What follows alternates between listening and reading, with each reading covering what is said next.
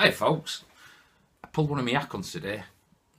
It's not very good, it's rather small, but I've got 3 or 4 more, so hopefully one of them will produce more. I did notice it was quite dry underneath. I also checked on my mealworms and I've got baby mealworms, very tiny ones. There's a clip. There's a little bit of other stuff around the garden. I've spent most of the day building a quail cage, but I haven't put any clips on that in here.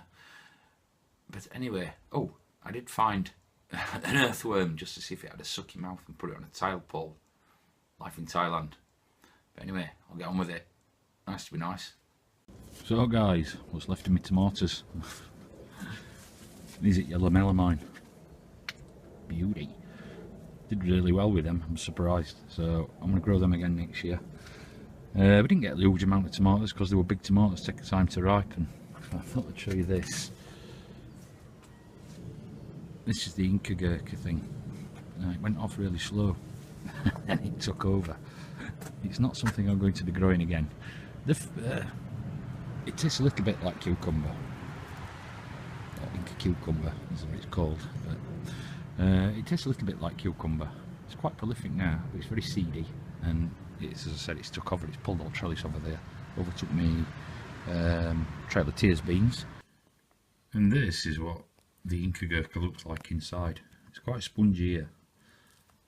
As I say, if anybody's got any ideas on how to cook these or how to use them other than eating them raw, then I might consider growing it again.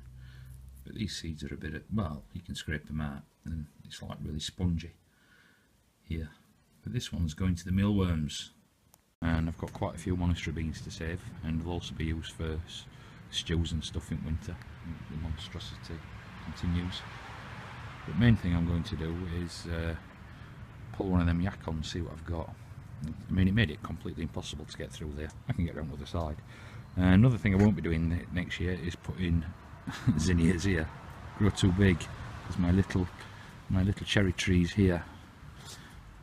So I've got to be careful what I do here. Although these strawberries are doing alright. As I say, hopefully I'll have more strawberries there next year.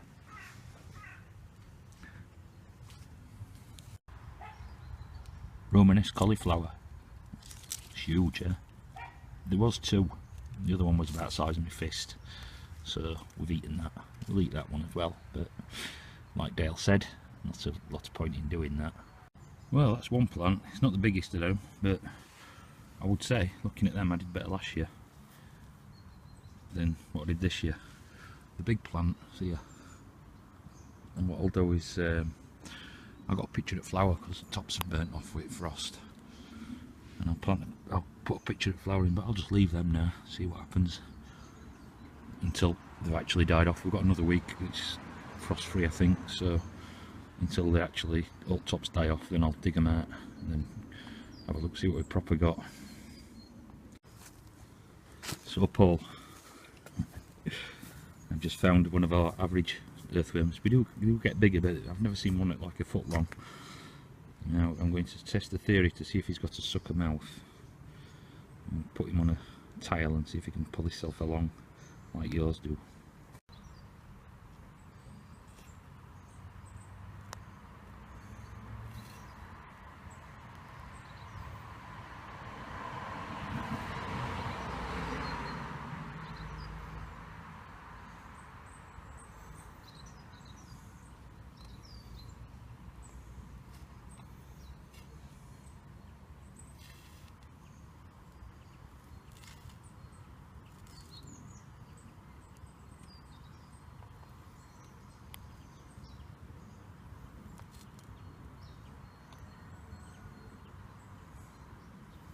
Seems he does, but he just ain't got lips for it.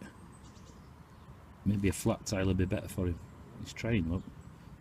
Maybe he just hasn't learned the technique.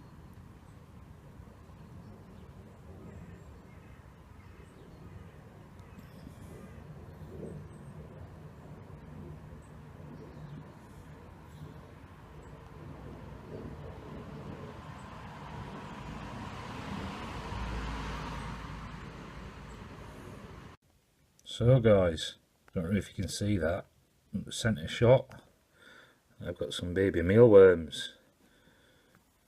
I don't know how long it'll take to mature, but it's working. There's quite a few in there. I'm just had to sort of dig around and it moves. Yee. Homegrown mealworms. Near the adult beetles, that's where I've just shown larvae in there, the small ones, and that's the other larvae. And that's my poop building up. Now it's not just poop, there's quite a bit of meal in there.